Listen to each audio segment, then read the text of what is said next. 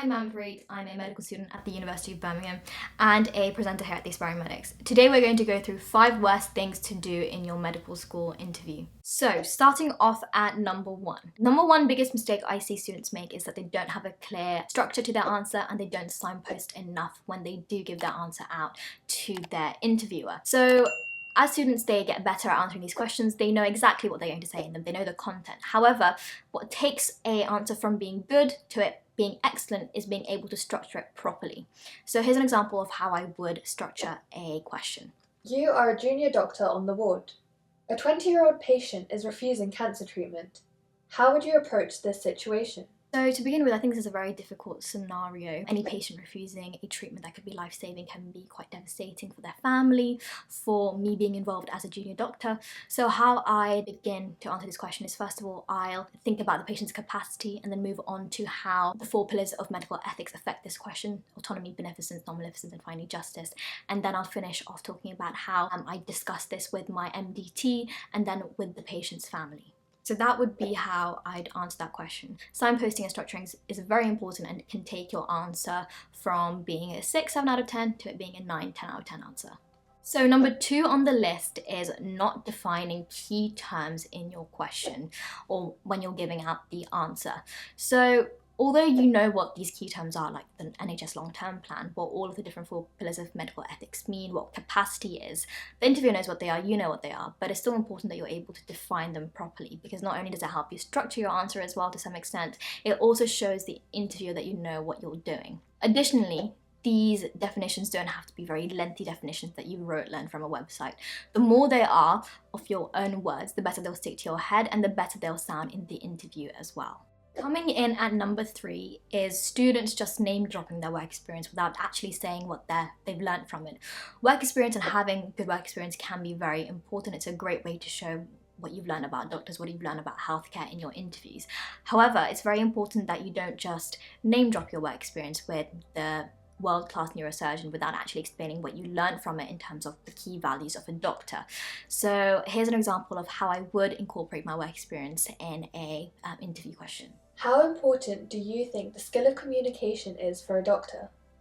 So I definitely do think the skill of communication underpins what a good doctor is, underpins what good healthcare is, and really good communication was something that I saw at my work experience recently at my GP surgery, where I was able to shadow a GP for a morning. This is a place where I saw that as soon as the patient walked in through the door, the GP was very attentive. They showed the patient where the seat was, and during the opening of the consultation, they had very open body language. They remained very good eye contact with the patient. They used a lot of non-verbal communication where they used a lot of head nods. They again made sure they were directly in front of the patient, and I saw that this was a very effective form of communication because this allowed the patient to ease into the consultation. They were able to open up a bit more about what had been troubling them, what had brought them in, and then this led to the patient, saying everything that they needed to say, and the doctor was able to conclude the consultation on a very positive note. So I think how the doctor communicated in this sense was very effective, and it really showed me that being able to be empathetic and attentive really played a very important part. Okay, so that was a short example of how I talk about my work experience in a communication station. So again, it's very important that you really reflect on your work experience about exactly the things that you saw and exactly how they fit into the values of a doctor. Reflection is very important in medicine. Being a reflective medical student and a reflective aspiring medical student is very key. Coming in at number 4 is not giving a warning shot when breaking bad news. Breaking bad news is a type of an MMI station that you may get, and it involves you essentially just breaking bad news to a patient, to a family member, a friend, about something that you've done, a mistake. So here's an example of how I would break bad news by giving a warning shot. You've accidentally broken your mum's favourite vase. How would you tell her? How I'd begin this is I'd make sure I'd find my mum in a time where she wasn't very busy, and I'd get her to sit down in a place that we're both alone. And then, I'd ask her stuff like, Mum, how was your weekend? You were away, I was home alone. How did that go? And then I'd give the warning shot where I'd say something like, when you were gone, I made a mistake. Something did happen at home while you were away. That's the warning shot, and then I'd break the bad news. So, Mum, when you were away, I accidentally broke your favourite vase. It was a complete accident. I wasn't looking where I was going, and it fell over yesterday morning. I'm so sorry about this. Da da da da da. Okay, so that's how you would give the warning shot before you break the bad news. It's always important that you give a warning shot because it sort of eases the person into them knowing that something bad did happen before you drop the bad thing that did happen. And it's something that I often see students practicing for MMIs forget to do, and it's something I'd say that's probably the most important thing when you do break bad news. And finally, coming in at number 5 is not actually answering the question. I've seen a lot of amazing aspiring medical students know all of their 4 pillars, they're able to define all their key terms, they're able to incorporate their work experience really well.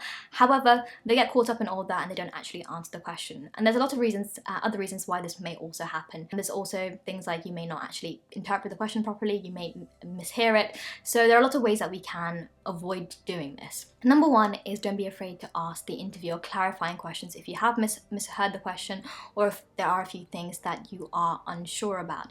And a part of this also involves making sure you're reading the question properly. Another thing you can be doing is in the time given before you answer the question, make sure you structure it out on a piece of paper with the conclusion at the end where you're actually answering the question. And finally, something that really helps me when answering questions is when you are answering them, incorporate elements of the question into the opening, which can help retain key parts of the question and therefore help you avoid not being able to answer the question properly. Okay, so those were the 5 worst mistakes to make in your medical school interviews, and now that you know about them, hopefully you'll avoid making them and you know what to do in case you do make these mistakes. Please leave comments down below on any tips, any suggestions that you may have on how to avoid these mistakes of your own. Like this video and subscribe to our channel to see more videos like this.